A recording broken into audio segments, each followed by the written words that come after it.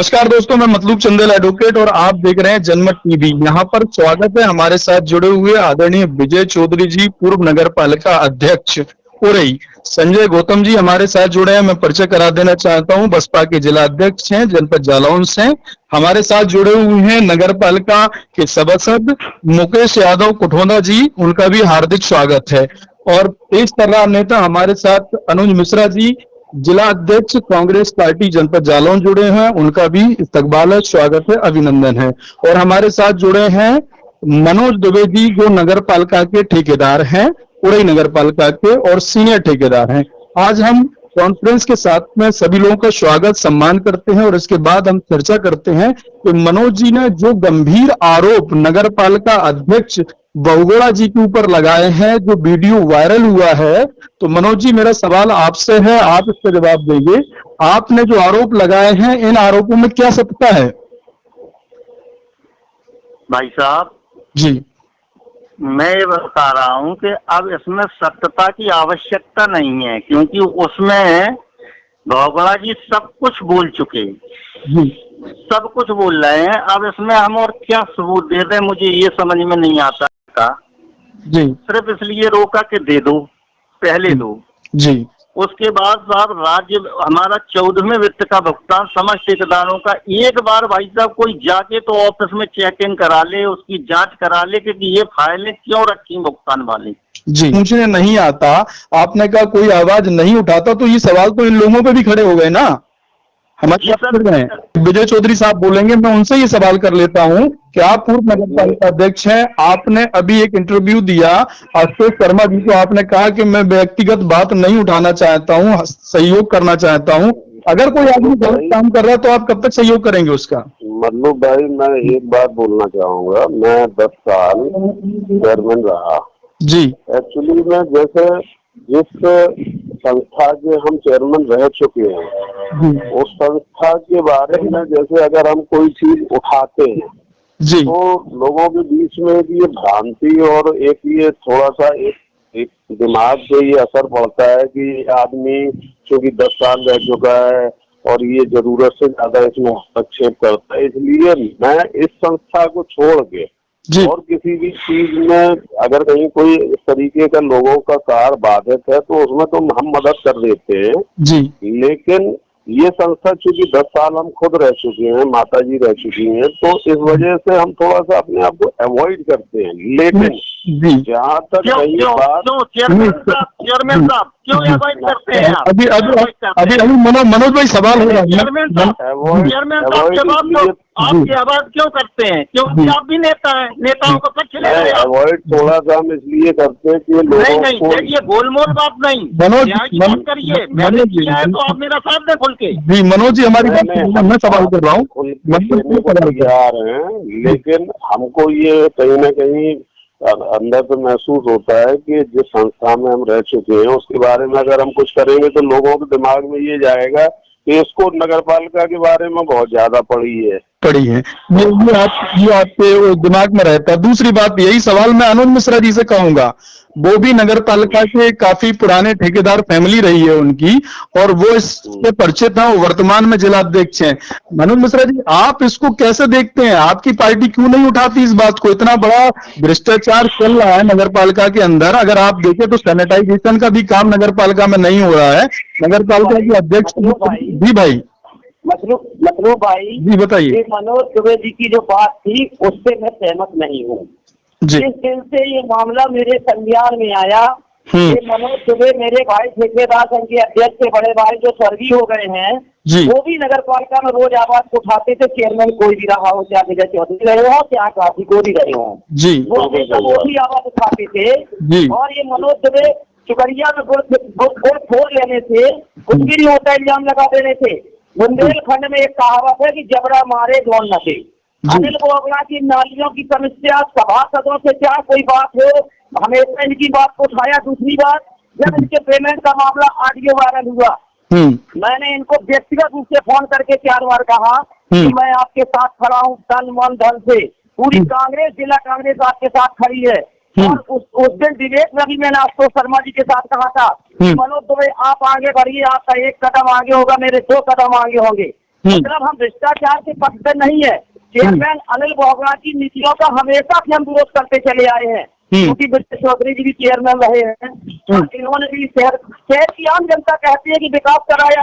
अब आप इल्जाम किसी कुछ भी लगा, विजय चौधरी ने विकास कराया तो कराया था और वो विकास दिखता भी था।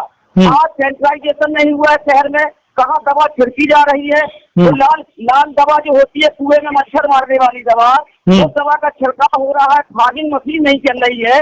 नगर पालिका की इतनी बुरी हालत है और वहाँ पर ये बताइए कि 18% से लेकर 24% तक कमीशन लिया जाता है। भ्रष्टाचार का बोलबाला नगर पालिका में भले स्वतंत्र संस्था है, लेकिन भ्रष्टाचार कोई सरकारी संस्था हो या स्वतंत्र संस्था हो, भ्रष्टाचार करने का अधिकार प्रजातंत्र में किसी को नहीं है।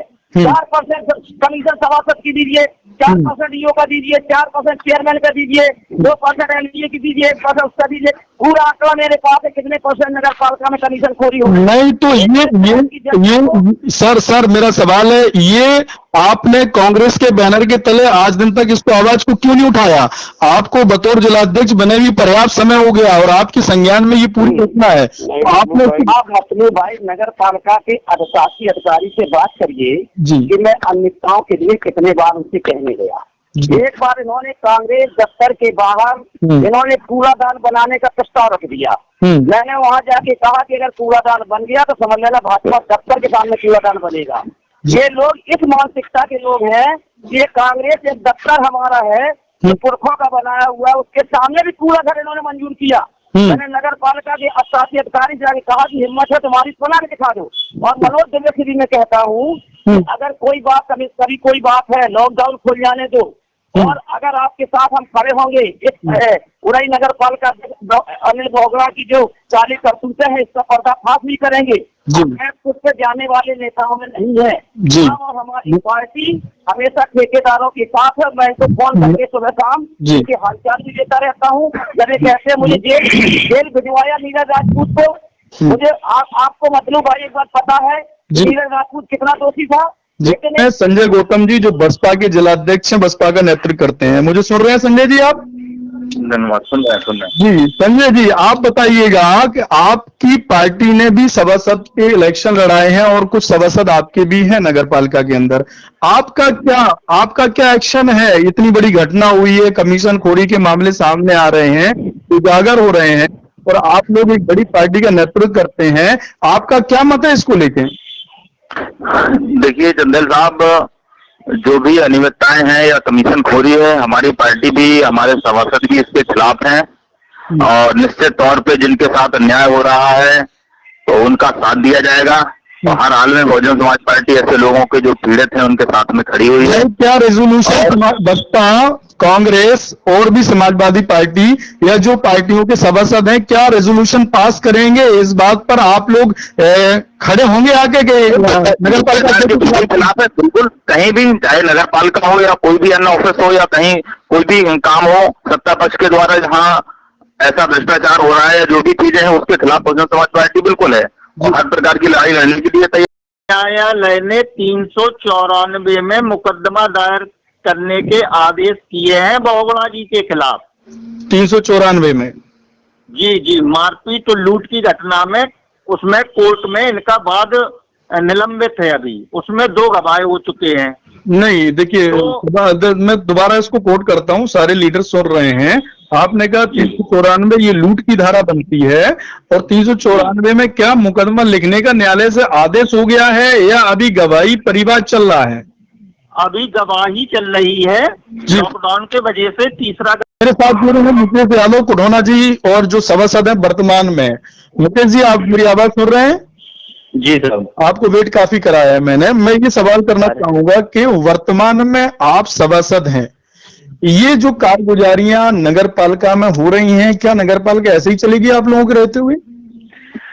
देखिए ये जो बीजेपी का बार बार चेहरा सामने आ रहा, इससे पूरे प्रदेश की नहीं पूरे देश का इनका नेतृत्व सामने आ रहा, जो इन्होंने नारा दिया था कि ना गुंडाराज ना भ्रष्टाचार, और ये 2 नारे लेके आए थे, वही नारे इनके सामने अमल कर रहे हैं। यही गुंडा कर रहे हैं, गुंडाराज कर रहे हैं, यही लोग भ्रष्टाचार कर रहे हैं और कोई नहीं कर रहा। यहाँ सारे ठेकेदार ही नहीं, पूरा गरीब, युवा, सारे दलित मजदूर, दिहाड़ी मजदूर, सारे लोग परेशान हैं। मैंने कई बार इसको अवगत कराया, रिटन में लिख के नगर पालिका के यूं साहब को, आदरणीय अध्यक्ष जी को मैंने कई बार कहा है कि हमारे यहाँ गरीब मोहल्ला है।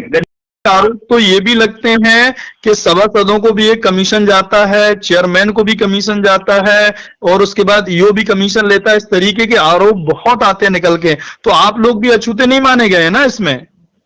नहीं, देखिए चंदन साहब, इसमें ये कमीशनबाजी का जो मुद्दा है, हकीकत ये है कि कमीशन कोई ऐसा विभाग नहीं है जो अछूता हो जी। हकीकत ये है, हम लोग अगर ये सफाई मारे कि नहीं यहाँ कमीशन नहीं लगता, कौन सा ऐसा विभाग है जहाँ पे कमीशन नहीं लगता, यहाँ से लेके ऊपर तक पूरे जिला नेतृत्व तक। जी, तो आप इसको एडमिट करते हैं कमीशन चल रहा है, चलता है? कमीशन चल रहा है, बखूबी चल रहा है, और पूरे हर विभाग में चल रहा है। अरे बहुगुणा जी ने प्रथम बोर्ड मीटिंग में ही ये कहा कि जो 250 ठेकेदार हैं उनको निष्कासित किया जाता है और सिर्फ 50 ठेकेदार जो हम रखेंगे नए, वो कार्य की थी। डीएम साहब ने हम लोगों के ठेकेदारों के लिए तुरंत ऑर्डर किए कि इनके रिन्यूअल कर दिए जाएं। तो बहुगुणा जी ने उनके डीएम महोदय के ऑर्डर पे ये लिख दिया, ये हमारे बोर्ड का मामला है, प्रशासन हस्तक्षेप ना करे।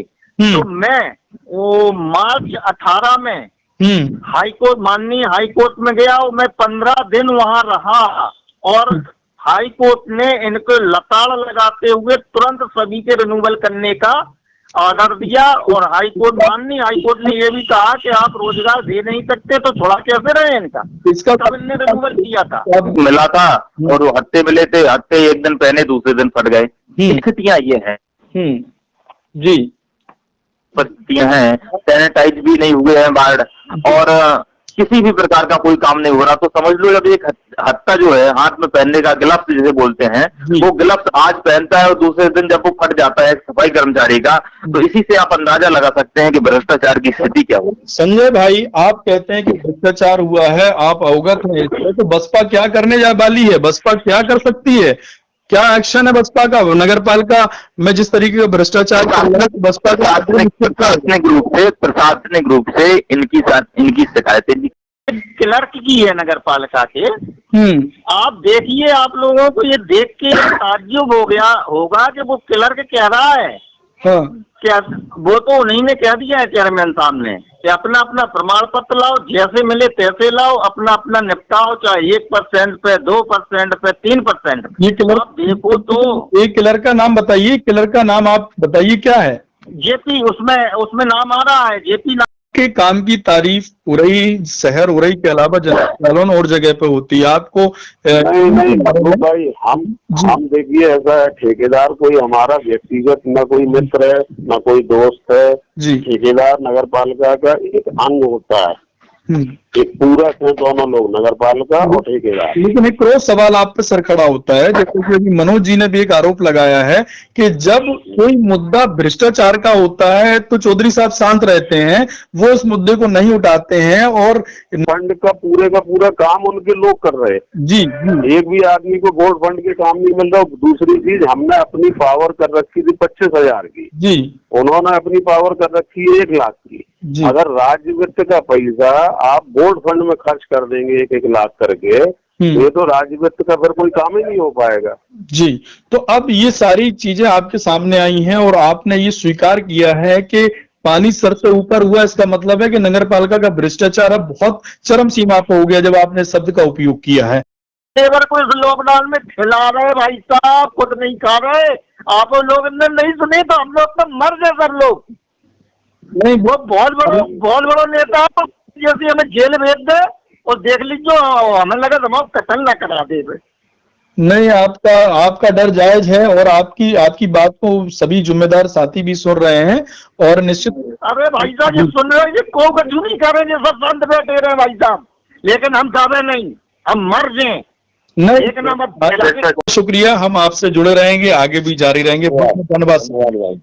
धन्यवाद। नमस्कार।